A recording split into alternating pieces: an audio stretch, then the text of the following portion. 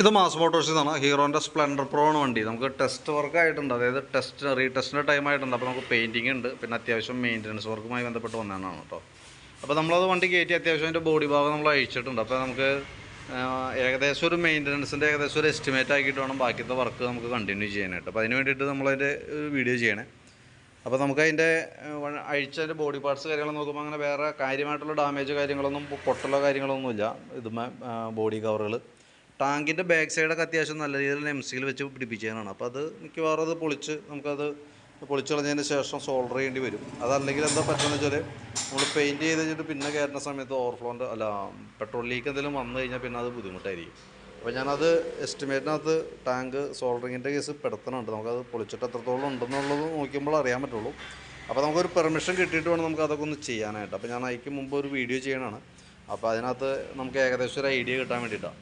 പിന്നെ അതിൻ്റെ chain സ്പോക്കറ്റൊക്കെ already complaint ആണ്, നമുക്ക് മാറ്റേണ്ടതായിട്ട് വരും. പിന്നെ ഫുഡ് റെസ്റ്റ്, ഫ്രണ്ടിലത്തെ ഈ left side food rest complaint ആണ്. റൈറ്റ് സൈഡ് ഈ രണ്ട് സൈഡ് ഫുഡ് റെസ്റ്റൊക്കെ നമുക്ക് അത് വേണമെങ്കിൽ യൂസ് ചെയ്യാം. ഈ സൈഡിലത്തെ മാറ്റാം, ഫ്രണ്ടിലത്തെ കേട്ടോ. ബാക്കിലത്തെ നമുക്ക് അത് തന്നെ യൂസ് ചെയ്യാം, കുഴപ്പമില്ല.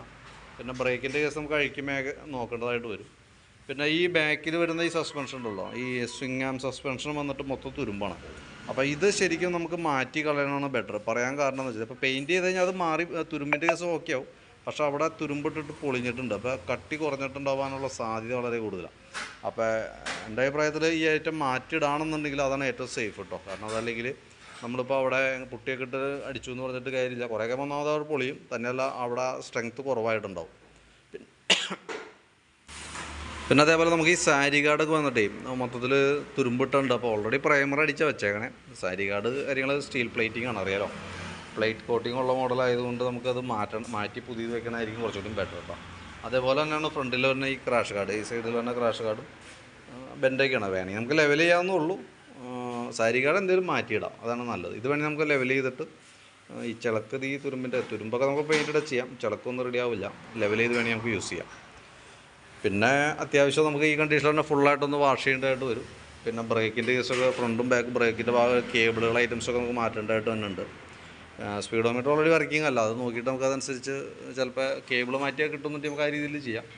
പിന്നെ മീറ്ററിൻ്റെ മുകളിൽ വരുന്ന ഈ കേസ്, ഈ ഗ്ലാസ് തന്നെ അത് മാറ്റിയിടേണ്ടതായിട്ട് വരും. പിന്നെ ഈ ഇൻഡിക്കേറ്റർ, ഫ്രണ്ടിൽ വരുന്ന ഇൻഡിക്കേറ്ററും ഹെഡ്ലൈറ്റ് അസംബ്ലി ഒരു അല്പം ഫേഡാണ്. ഹെഡ്ലൈറ്റ് അസംബ്ലി എന്തെങ്കിലും മാറ്റണതാണ് നമുക്ക് ആ ഒരു കറക്റ്റ് ഒരു പുതുമ കിട്ടുള്ളൂ. കാരണം എന്ന് വെച്ച് കഴിഞ്ഞാൽ അതാണ് ശരിക്കും റിഫ്ലക്ഷൻ ചെയ്ത് നിൽക്കുള്ളൂ. ഈ ഫ്രണ്ട് ഇൻഡിക്കേറ്ററിൻ്റെ അവസ്ഥ ഇതാണ്, അതായത് ഒരല്പം ഫേഡായിട്ടുണ്ട്. നമുക്ക് പഫ് ചെയ്ത് നോക്കാം. അതായത് ശരിക്കും പറഞ്ഞാൽ റബ്ബ് ചെയ്താൽ കിട്ടുമെന്നുണ്ടെങ്കിൽ ആ രീതിയിൽ തെളിമയാക്കി എടുക്കാം. പക്ഷേ ഹെഡ്ലൈറ്റ് അസംബ്ലി മാറ്റി വയ്ക്കുകയാണെങ്കിൽ അതാണ് കുറച്ചുകൂടി ബെറ്റർ. അതിൻ്റെ ഉള്ളിലത്തെ റിഫ്ലക്ടർ അടക്കം പൊളിഞ്ഞൊക്കെ തുടങ്ങിയിട്ടുണ്ട്, അതായത് ഇങ്ങനെ കോമളച്ചൊക്കെ തുടങ്ങിയിട്ടുണ്ട്. പിന്നെ ഇൻഡിക്കേറ്ററിൻ്റെ കേസ് പറയുമ്പോൾ ബാക്കിലേക്ക് വരുമ്പോഴത്തേക്കും ബാക്കിൽ യെല്ലോ കളറാണ്. അപ്പോൾ ഇതെന്തെങ്കിലും രണ്ടെണ്ണം മാറ്റി വയ്ക്കേണ്ടി വരും കേട്ടോ. കാരണം രണ്ടെണ്ണം മാറ്റിയിട്ട് വൈറ്റ് പുതിയത് നമുക്ക് സെറ്റ് ചെയ്യണം. ടെയിൽ അസംബ്ലി ഗ്ലാസ്സൊക്കെ അത് മതി. പിന്നെ grip cover, tank bag, seat cover, അതൊക്കെ നമ്മൾ ചെയ്യേണ്ടതായിട്ടുണ്ട്. അപ്പോൾ ഞാൻ ഏകദേശം ഇതൊക്കെയാണ് നമ്മുടെ ഓവറോൾ കണ്ടീഷൻ.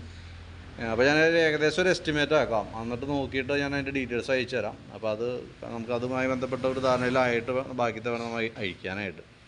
അപ്പോൾ നോക്കിയിട്ടൊന്ന് കണ്ടുകഴിയുമ്പോൾ ഒന്ന് റിപ്ലൈ ഇടണം കേട്ടോ. അതനുസരിച്ച് നമുക്ക് വർക്ക് കണ്ടിന്യൂ ചെയ്യാം. ഓക്കെ.